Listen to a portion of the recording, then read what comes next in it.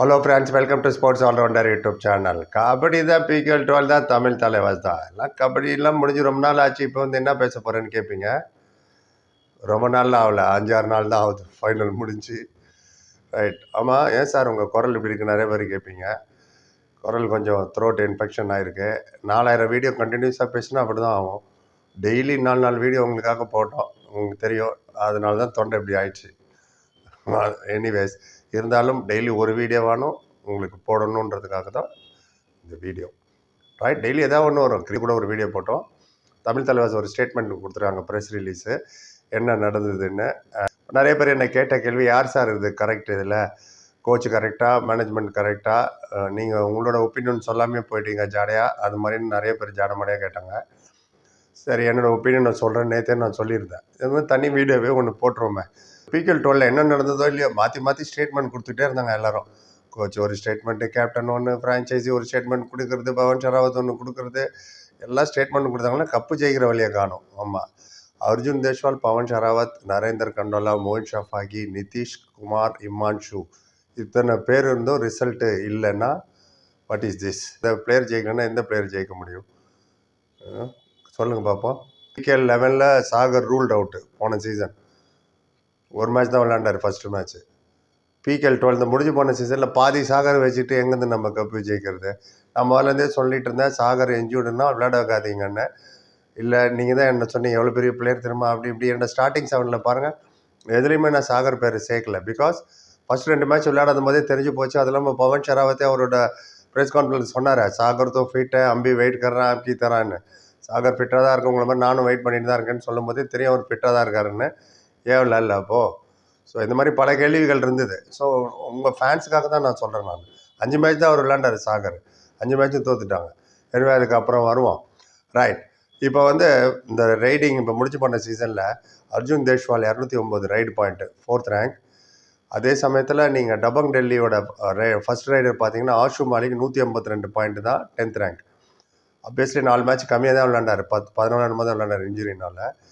டிஃபென்ஸுக்கு வருவோம். நிதிஷ் தான் 65 point, rank number 3.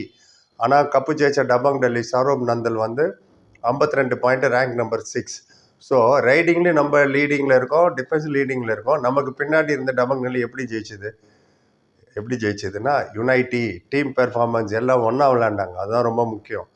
7 individual வந்து நிற்கிறது வேறு, அண்ட் 7 பேரும் ஒன்றா விளையாடுறது வேறு. இப்போ ஜோகிந்தர் நர்வால் ஆகட்டும், அவங்க கோச்சு, டீமை எப்படி டீமாக சண்டை போடுறது, குதிக்கிறது, எவ்வளவோ விஷயங்கள் பண்ணார் அவர். அதே மாதிரி ஆஷு இன்ஜுரி ஆனாலும் ஃபசல் டேக் ஓவர் பண்ணார். ஐ ஆம் வித் யூ அப்படின்னு ஃபசல் சுல்தான் வந்தார். அந்த இடத்துல ஈகோ கிளாஷோ எதுவுமே கிடையாது. அவர் கரெக்டாக போஸ்ட் மேட்ச்சில் சொன்னார் ஃபசல், என்ன ரன்னர் அப்போலாம் ஒன்று தான், 12th ரேங்க் வர்றது ஒன்று தான். அந்த மைண்ட் செட்டோடு வந்தாங்க. அந்த மைண்ட் செட் தமிழ் தலைவாஸ் பிளேயர்கிட்ட யார்கிட்ட இருந்த மாதிரி எனக்கு தெரியல. பவன் ஸ்டார்டிங்கில் போயிட்டார், அர்ஜுன் அவரால் முடிஞ்சதை செஞ்சார், 209 பாயிண்ட், டிட் இஸ் பெஸ்ட். முக்கியமான டாபிக் வந்துடும், யார் சரி யார் தவறு. Don't tell me fans mistake அப்படின்றீங்களா? ஃபேன்ஸ் தான் காரணன்றாதீங்க. ரைட். தமிழ் தலைவாஸ் 6 ஜெயித்தாங்க, 12 மேட்ச்சு தோத்துட்டாங்க, அண்ட் ஒரு டை கூட விளையாடல. அது ஒரு பெருமையான விஷயம் இல்லை. ஏன் டை விளையாடலன்னா, எந்த மேட்சுமே க்ளோஸாக போகலன்னு அர்த்தம். 2 ஸ்கோர் 1 ஆனால் தானே டை விளையாடுறது. இங்கே தான் ஒன்று பெரிய பெரிய மார்ஜினில் தோக்குறோமே. ஸோ அதில் டையே வேறு விளையாடலை. ஆனால் டபங் டெல்லி புனேரி பல்தன் பாருங்கள், குரூப் ஸ்டேஜில் எல்லாமே டை தான். கோச் 2 ப்ரெஸ் கான்ஃபரன்ஸ் தான் கொடுத்தாரு, யார் நம்ம சஞ்சீவ் பல்யான் சார். அதுவே ஒரு குறையாக இப்போ தமிழ் தலைவாஸ் அவங்க ஸ்டேட்மெண்ட்டில் சொல்லியிருக்காங்க. நாங்கள் எவ்வளோ இன்சிஸ்ட் பண்ணியும் 18 மேட்ச்சில் 2 ப்ரெஸ் கான்ஃபரன்ஸ் தான் அவர் வந்தார். அதுவே ஒரு பெரிய தவறு தான். என்ன கேட்டிங்கன்னா, நீங்கள் கோச்சான நீங்கள் நல்லதோ கெட்டதோ ப்ரெஸ் கான்ஃபரன்ஸில் நீங்கள் தான் வந்து பேசணும். நீங்கள் வந்து பேசினா தானே மீடியா கேட்குற கேள்விக்கு பதில் சொன்னால் தானே உங்கள் மைண்டில் என்ன இருக்குன்னு நமக்கு தெரியும். டோர்னமெண்ட் முடிஞ்சதுக்கப்புறம் சொன்னதுக்கப்புறம் தெரிஞ்சு என்ன பண்ண போகிறோம்? அதை சொல்லுங்கள் பார்ப்போம். அது தெரிஞ்சுக்கிட்டு nothing can be done.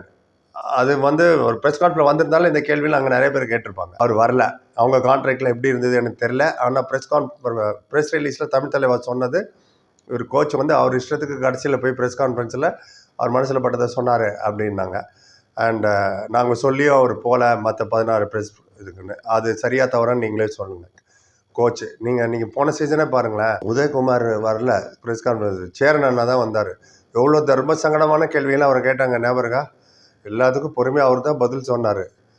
அகலா match கரேகா, next match பண்ணுவோம், அது ஒன்று முடியாதுன்னு தெரிஞ்சிருந்தே சொல்லிட்டு இருந்தார் அவர். அதெல்லாம் ஒரு தர்ம சங்கடமான நிலைமை. இந்த வாட்டி அது சுரேஷ்குமார் தலையில் விழுந்தது. அவரும் வந்து இதே தான் சொல்ல வேண்டியதாகிடுச்சு. ஸோ அது ஒரு காரணம் ஆகிடுச்சுல அவங்க சொல்கிறதுக்கு, நீ ஏன் ப்ரெஸ் கான்ஃபரன்ஸுக்கு வரல, பாக்கியெல்லாம் இருக்கட்டும். நான் கேட்ட ஸ்டார்டிங் 7 அவங்க கொடுக்கவே இல்லை அப்படின்னு வர சொன்னார் கோச் அவர் கடைசியாக பேசினப்போ. ஏன் ஸ்டார்டிங் 7 தரல தமிழ் தலைவாஸ், இது அவங்க தான் எக்ஸ்பிளைன் பண்ணோம். ஏன்னா அவர் ஸ்ட்ரெயிட்டாகவே குற்றச்சாட்டு வச்சார், மேட்ச்சுக்கு முன்னாடி கொடுக்குறாங்க இந்த ஸ்டார்டிங் 7 தான், நான் என்ன பண்ணுவேன்னு. சரி, நானும் உள்ளே பூந்து பார்த்தேன். அந்த ஸ்டார்டிங் 7ல் Arjun Deshwal 18 match, Nitish Kumar 18 match, Ronak 18 match, Ashish 17 match. இந்த 4 பேரும் எல்லா மேட்சஸும் விளையாடிருக்காங்க. ரோனக், ஆஷிஷ் கவர் கம்ப்ளீட்டாக அவங்க 2 பேர் தான் பெஸ்ட்டு, நீங்கள் மோஹித் அண்ட் அபிஷேக் கம்பேர் பண்ணும்போது. அதே மாதிரி நிதிஷ்குமார் அவர் ஒரு கார்னர், அவரும் கம்ப்ளீட்டாக விளையாண்டார். ஸோ 7 பிளேயரில் 4 பிளேயர் உங்களுக்கு விளையாடுறாங்கன்னா கிட்டத்தட்ட 60% ஆஃப் த டீமும் நீங்கள் ஸ்ட்ராங் டீம்னு தான் அர்த்தம். 7 பிளேயரும் எல்லாருமே ஐ5, எல்லாருமே சூப்பர் 10 எடுக்க முடியாது. அப்படி எடுத்தால் ஒவ்வொரு மேட்ச்லேயும் 100 பாயிண்ட் வித்தியாசத்தில் ஜெயிக்க வேண்டியிருக்கும். It's team game. ஸோ கிட்டத்தட்ட எல்லாருமே எல்லா மேட்ச் விளையாண்டாங்க. என்ன கேள்விக்குறி என்ன, இப்போது நரேந்தர் ஏன் 10 மேட்ச் தான் விளையாண்டார், மோயின் ஷாபாக் ஏன் ஒன்லி 13, ஹிமான்ஷு ஏன் ஒன்லி 14, இந்த 3 பேரும் 10, 13, 14 விளையாண்டாங்க. அதுவும் கொஞ்சம் கொஞ்சம் தான், ஸ்டார்டிங்லாம் இல்லை. என்னோட ஒவ்வொரு ப்ரிவியூலையும் பாருங்கள், நான் எல்லாத்துலேயும் சொல்லிப்பேன் இந்த 3 பேர் கண்டிப்பாக இருக்கணும்னு. இல்லை, அது ஏன் இல்லை, யார் பதில் சொல்லணும் எனக்கு தெரியல. அண்ட் அக்கார்டிங் டு கோச் வந்து என்னோட ஃப்ரீடம் கிடைக்கல ஸ்டார்டிங் 7 கொடுக்கன்னு. ஆனால் தலைவாச ப்ரெஸ் ரிலீஸில் என்ன சொல்கிறாங்க, எல்லா ஃப்ரீடமும் எல்லா அத்தாரிட்டியும் கோச்சுக்கு நாங்கள் கொடுத்துட்டோம் ஸ்டார்டிங்லேருந்து, எங்கள் மேலே எந்த தப்பு இல்லைன்னு அப்படிங்கிறாங்க. இவ்வளோ ஏன் என்ஒய்பியாக வந்த ரோஹித் பெனிவல் அவர் 23 பாயிண்ட் எடுத்தார் 10 மேட்ச்சில். அண்ட் சாகர் 5 மேட்ச் விளையாடி 12 பாயிண்ட் தான். ஏன்னா அவர் இன்ஜூர் பிளேயர்லாம் எங்களை விளையாட ஃபோர்ஸ் பண்ணாங்கன்னு வர சஞ்சீவ் பல்லியான்னு சொன்னார். டேரெக்டாக இவரை தான் சொல்கிறாரு, இவர் தானே இன்ஜூர் பிளேயரு, நீங்கள் வேறு யாரை பற்றி இங்கே வந்து கலீலி பற்றிலாம் யாரும் இங்கே பேசலை. ஏன்னா அவர் வரவே இல்லை, கலீலியோ விஷால் சாஹலோ இன்ஜூர் பிளேயர், ஏன்னா அவங்களும் விளையாடவே இல்லை. இவர் 5 மேட்ச் விளையாண்டார். அப்படி பார்த்தாலும் சாகர் விளையாண்ட 5 மேட்ச்சு ஓகே, பாக்கி 13 மேட்ச் ஏன் சரியாக பர்ஃபார்ம் பண்ணல. நிறைய விதமான கேள்விகள் கேட்கலாம். ஏன் தீரஜ் பாயில் முறை ஃபுல்லாக விளையாடவே இல்லை, அவரும் ஒரு ரைடர் தான். விஷால் சாஹல் எங்கே போனார், ஏன் கலீலி வரல, கலீலி வரல அவர் ரீப்ளேஸ்மெண்ட் எங்க, ஏன் சுரேஷ் யாதவ் திரும்ப விளையாண்டாரு, இந்த கேள்வி திரும்ப நம்மளை கேட்க வைக்குது இல்லை. Right, Pawan Sehrawat very very important. அவர் வந்து போனஸ் வெரி குட்னு வர சொல்லியிருக்காரு. 2 வாட்டி லைவ் வந்து பேசினார். ஃபஸ்ட்டு 3 மேட்ச்சுக்கு அப்புறமே அவரை வந்து இன்டிசிப்ளின் வீட்டுக்கு அனுப்புறேன்னு அனுப்பிச்சிட்டாங்க. அதுலேருந்து ஒரு 4-5 நாள் செப்டம்பர் 15 நினைக்கிறேன், நானே போட்டிருக்கேன். 70,000 பேர் பார்த்தாங்க. அதை பார்க்கணும், போய் பாருங்கள். அவரோட எக்ஸ்பிளேஷனில் அவர் சொன்னது என்னன்னா, ஓனர்லாம் ரொம்ப நல்லவங்க, ஒரே ஒரு ஆள் சிர்ஃப் ஏக் பந்தா, ஒரே ஒரு ஆள்னால தான் இவ்வளோ பிரச்சனையும் வந்தது அப்படின்னாரு. யார் அந்த ஒரு ஆள் இன்னும் நமக்கு தெரியல. அதே மாதிரி டோர்னமெண்ட் முடிஞ்சதுக்கப்புறம் பவன் தான் நான் வரப்போகிறேன், எல்லாத்தையும் சொல்ல போகிறேன் இன்டர்வியூவில் அப்படின்னா எல்லாரும் எல்லாத்தையும் பேப்பர் பேனா பென்சில்லாம் எடுத்து நானும் கிட்டக்கு போய் உட்காந்துட்டேன், அப்படியே லேப்டாப் கிட்டக்க என்ன சொல்ல போகிறாருன்னு. அதுலேயும் எதுவுமே கிளாரிட்டியே இல்லை, எதனால் இவர் போனார், ஏன் வந்தாருன்னு.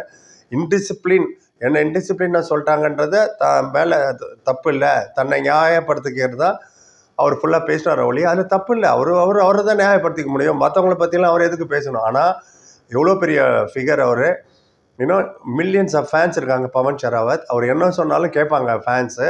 ஸோ அவர் வாயால் சில விஷயங்கள் வரும்போது நம்பிக்கைத்தன்மை அதிகரிக்கும். ஆமாம், பவன் சொன்னால் கரெக்டாக தான் இருக்கும். ஒரு விஷால் சாஹலோ ஒரு ரோனக்கோ வந்து சொன்னால் யாரும் கேட்க மாட்டேப்பா, அந்த ஆள் வேறு வேலை இல்லை அப்படின்ட்டு போயிடுவாங்க. ஆனால் பவன் ஷராவத்லாம் பேசினா கண்டிப்பாக பர்தீப் நர்வால் ஆகட்டும் காது கொடுத்து கேட்பாங்க என்ன சொல்கிறாங்கன்னு. ஸோ அந்த இடத்துல அவர் சொல்லியிருக்கலாம், சொல்லலை, இது அப் டு ஹிம். அவர் தன்னோட இன்டிசிப்ளின்ற இதை கிளியர் பண்ணுறதுக்கு அவர் சொன்னார். டன். மில்லியன்ஸ் ஆஃப் ஃபேன்ஸ் அதுலேயே டிஸப்பாயிண்ட். 2வது நீங்கள் இன்டர்வியூ கொடுத்தப்போவே அப்போயான அதை பற்றி சொல்லியிருந்தால் ஒரு டிரான்ஸ்பரன்சி இருந்திருக்கும், ஒரு ஒளிவு மறைவு இல்லாத இன்டர்வியூவாக இருந்திருக்கும். அது இல்லை. ஆனால் இப்போதைக்கு நம்ம என்ன எடுத்துக்க முடியும், பவன் ஷராவத் சொன்னார் ஓனர் மேலே தப்பே கிடையாது, ஒரே ஒரு ஆள்னால தான் எல்லா பிரச்சனையும் ஒன்று. ஆனால் coach Sanjeev Baliyan Bengal warriors match முடிச்சோன்னா 18வது மேட்ச்சில் சொன்னது என்ன, எனக்கு ஸ்டார்டிங்க்கு முன்னாடி வந்து பேப்பர் கொடுத்துருவாங்க, நான் கேட்ட டீமுக்கு கிடைக்கல, ப்ராக்டிஸில் நான் என்ன பண்ணுமோ அது பண்ண முடியலன்னு ஏகப்பட்ட குற்றச்சாட்டை ஒரு ஆள் எல்லாம் மொத்தமாக எடுத்து வச்சார். இப்போ என்னை நிறைய பேர் கேள்வி கேட்டிங்க நேற்று அந்த வீடியோ போட்டேன் நான், தமிழ் தலைவாஸ் வீடியோ. ஏன் சார் கோச் முதலே சொல்லலை, எதுக்கு 18 மேட்ச் வரைக்கும் வெயிட் பண்ணார், எதுக்கு கடைசியில் சொன்னார், அவர் பக்கம் நான் தான் முதலே சொல்ல வேண்டியதானே. லிசன் ஃபேன்ஸ், ஃப்ரெண்ட்ஸ், வியூவர்ஸ் எல்லாருக்கும் சேர்த்து தான் சொல்கிறேன். எல்லா கோச்சும் ஒரே மாதிரி இருக்கணும்னு அவசியம் இல்லை. 5 வரலும் ஒன்றா இருக்கா, இல்லை. அதே மாதிரி தான் ஸ்போர்ட்ஸு கோச்சுக்குன்னு ஒரு எத்திக்ன்னு இருக்குது. எத்திக்ஸுன்றது வந்து மிடில் ஆஃப் த சீசன் அவர் சொன்னார்னா நீங்கள் பார்த்த மற்ற மேட்ச்சை நீங்கள் பார்த்துருக்க மாட்டீங்க. அவராக கொண்டு அடக்கிக்கிட்டு அவரும் அர்ஜுன் தேஷ்வாலும் கடைசி மேட்ச்சில் வந்து பொங்கி எழுந்துட்டாங்க. சீசனை முடிச்சுட்டு பேசுவோம் அப்படின்னு சில கேரக்டர்ஸ் இருப்பாங்க கோச்சஸ். சில கோச்சஸை நடுவில் மிட் சீசனில் போயிடுவாங்க, என்ன காரணம்னு சொல்லவும் மாட்டாங்க. எது ரிசைன் பண்ணுவாங்க, இல்லை அவங்க டீம் விட்டு தூக்கிடுவாங்க, இல்லை அவங்களா இஷ்டத்துக்கு போயிடுவாங்க. எக்ஸாம்பிளே சொல்கிறேன், இந்த டோர்னமெண்ட்லேயே ஜஸ்வீர் சிங் யூபி ஒரு ப்ரெஸ் கான்ஃபரன்ஸ் எல்லாரும் கேட்டார், எல்லாரும் கேளுங்க கேள்வி, எல்லாருக்கும் ஒரே பதிலாக சொல்கிறேன் பாருங்க. எல்லாரும் நலமா கேள்வி கேட்டாங்க, ஒரே பதில், நான் ரிசைன் பண்ணுறேன் அப்படின்ட்டு போயிட்டாரு. அதுக்கப்புறம் எந்த இன்டர்வியூ வரல. அதே தான் அனுப் குமாரும், பாட்னா பைரட்ஸ். அவர் திடீர்னு அவரை விலகினாரா விளக்கப்பட்டாரா நமக்கு தெரியாது, ஆனால் அவர் இல்லை. ஆனால் அதுக்கப்புறம் வந்த கோச்சுக்கு அப்புறம் இவங்க பயங்கரமாக வின்னு, 8 மேட்ச் லைனில் வின்னு. மேட்ச்ல இருக்கேன் பிகே லைனில் உதயகுமார் 6வது மேட்ச்சில் வெளில போயிட்டாரு, பர்சனல் ரீசன், எதுவுமே இன்டர்வியூ கொடுக்கலையா. அதே மாதிரி திருப்பி பிகே 11 வந்தார். இப்போ போன சீசனில் என்ன பண்ணார் எனக்கு தெரியல, உங்களுக்கு எதாவது தெரிஞ்சால் சொல்லுங்கள். எல்லா ப்ரெஸ் கான்ஃபரன்ஸ் நம்ம சேர்மன் அண்ணா தான் வந்து அப்படி இப்படி பூச்சி முழுங்கினார். இல்லாமல் 8 மேட்ச் தான் ஜெயித்தோம், ரேங்க் நம்பர் 9 பிகே 11 சொல்கிறேன் போன சீசன். நடுவில் கோச் போயிருந்தா நீங்களே சொல்லியிருப்பீங்க, டோர்னமெண்ட்டுக்கு அப்புறம் பேசலாமே, ஏன் நடுவில் போயிட்டார் இவர், கடைசி வரை இருக்க மாட்டார், நம்மளே சொல்லுவோம். ஆமாம், அவர் போனால் கண்டிப்பாக அர்ஜுன் போயிருப்பார். அவரோட அசிஸ்டன்ட் கோச் அவர் கொண்டு வந்தார் தான் சுரேஷ்குமார். என்ன கேட்டீங்கன்னா 3 பேரும் கூட போயிருந்தாங்கன்னா டோர்னமெண்ட்டில் என்ன பாக்கியது இருக்கும் தமிழ் தலைவாசலன்னு கேட்குறேன். இந்த மைண்டில் வச்சுட்டு கூட அவங்க லாஸ்ட்டில் சொல்லியிருக்கலாம் இல்லையா, சரி டோர்னமெண்ட் முடியட்டோன்னு. பவன் ஷராவத்தை நடுவிலே வீட்டுக்கு அமிச்சிங்க இன்டிசிப்ளின்னு. ஆனால் நீங்களே என்ன சொன்னீங்க, பவன் ஷராவை தான் தப்பு பாரு, எவ்வளோ பெரிய தப்பு பண்ணாருன்னு பூஸ்டிகா தூக்கி போட்டு உடைக்கிற மாதிரி முதல் நாள் அவரை போட்டு அவ்வளோ திட்டினீங்க. மறுநாளே பவன் ஷராவத் வந்து ஒரு ப்ரெஸ் ரிலீஸ் வந்தது. அதை கேட்டு சார் பவன் கரெக்ட் தான் சார், நம்ம மேனேஜ்மெண்ட் தான் தப்புன்ட்டுன்னு டக்குன்னு மாறிடும். அது எப்படி டக்குன்னு ஒரே நாளில் மாற முடியுதுன்னு தெரியல. எந்த ஒரு விஷயத்தையுமே தீர யோசித்து ஆராய்ஞ்சு தான் நம்ம பேசணும். இன்னும் ஒரு முடிவுக்கு வரணும். ஒன்று டக்குன்னு ரீல்ஸ் பண்ணுற மாதிரி இன்னும் அப்படி இருந்தால் டெசிஷன் ராங்காக தான் இருக்கும். உங்கள் எல்லாத்துக்குமே சொல்கிறேன், ஸ்டடீஸ் ஆகட்டும், காலேஜ் ஆகட்டும், ஃபேமிலி ஆகட்டும், இன்டர்வியூக்கு போகிறீங்க, வேலைக்கு போகிறீங்க, எல்லாத்துக்குமே இது உள்ளதா. Think before you speak. நீங்கள் உடனே எல்லாமே பவன் ஷராவத் தப்புனீங்க, மறுநாள் எல்லாமே தமிழ்நாடு தப்புன்றீங்க. நம்மளுக்குள்ளேயே ஒரு தெளிவு இல்லையா, நடுநிலையாக நம்மளாலேயே முடிவு எடுக்க முடியலையே ஃபேன்ஸால். தலைவாசியாக லேட்டாக ப்ரெஸ் ரிலீஸ் கொடுத்தாங்க, நீங்கள் நிறைய பேர் கேட்குறீங்க. எங்கே லேட்டு, மேட்ச் டோர்னமெண்ட் முடிஞ்சு 5 நாளில் வந்துடுச்சு ப்ரெஸ் ரிலீஸு, 50 நாள் கழிச்சு வரல, 5வது நாளே வந்துடுச்சு. ஏன் 5 நாள் முன்னாடி வரலன்னா, டபங் டெல்லி புனரி பல்தன் கப்பு ஃபைனலிஸ்ட்டு ஜெயிச்ச சந்தோஷம், கொண்டாட்டம், ப்ரெஸ் ரிலீஸு, வருத்தங்கள், தோத்த டீம் கொடுக்குற வருத்தமான ஸ்பீச்சு, இதுதான் 2-3 நாளாக ஓடிட்டு இருந்ததே தவிர சோஷியல் மீடியாவில். அந்த நேரத்தில் இந்த இது வந்தால் யாருமே கவனிச்சிருக்க மாட்டாங்க இந்த ப்ரெஸ் ரிலீஸை, தமிழ் தலைவர் ப்ரெஸ் ரிலீஸை. ரைட், அப்போ வரப்போகிற சீசனானு நல்லா வரும்னு நம்ம we can ஹோப். நீங்கள் சாகர் பார்த்தீங்கன்னா 12 பாயிண்ட் என்னமோ எடுத்தார்னு நினைக்கிறேன் விளையாண்டு 5 மேட்ச்லேயே. அவருடைய கேலிபருக்கு அது கம்மி தானே. ஸோ நீங்களே சொல்லுங்கள் பார்ப்போம். கடந்த 2 வருஷமாக 6 மேட்ச் தான் விளையாடிருக்காரு அவர், பிகே 11-12 சேர்த்திங்கன்னா. ஸோ இப்படி பர்ஃபார்மன்ஸ் இருந்தால் எங்கேருந்து ஜெயிக்க முடியும், எங்கேருந்து குவாலிஃபை ஆக போக முடியும். ஸ்டார்டிங்கில் இருந்தே நிறைய விஷயங்கள் சரியாக இல்லாத மாதிரி தோணுச்சு. எனிவே இப்போ என்னதான் முடிவு சொல்கிறேன், நான் உங்ககிட்டே விட்டுறேன். அப்புறம் என்ன பிடிச்சி திட்ட ஆரம்பிச்சிருவீங்க, எப்படி சொல்ல பூஸ்டிகா போட்டு உடைக்கிற மாதிரி என்ன போட்டு வச்சுடுவீங்க. 2 பக்கம் நியாயத்தையும் வச்சுட்டேன் நான். நீங்கள் சொல்லுங்கள் யார் சரி யார் தப்புன்னு. நியூட்ரலாக நான் பேசியிருக்கேன்னு நினைக்கிறேன். உங்கள் கருத்து எதுவாக இருந்தாலும் சொல்லுங்கள். இன்னொரு வீடியோ வருது இதை பற்றி, அவர் என்ன சொன்னார்னு நான் கேள்விப்பட்டேன். இவர் கோச், தமிழ் தலைவாஸ் கோச்சு, இதை பற்றி. ஸோ அதை பற்றின டீட்டெயிலாம் அப்புறம் எடுத்துன்னு வரேன். இதனோட கருத்து எதாவது சொல்லுங்கள், எல்லாத்துக்கும் பதில் சொல்கிறோம். அப்படின்னா எல்லாத்தையும் படிக்கணும்னு அர்த்தம். பொறுமை பார்த்தா நன்றி. Like, comment, share and subscribe. Thank you so much.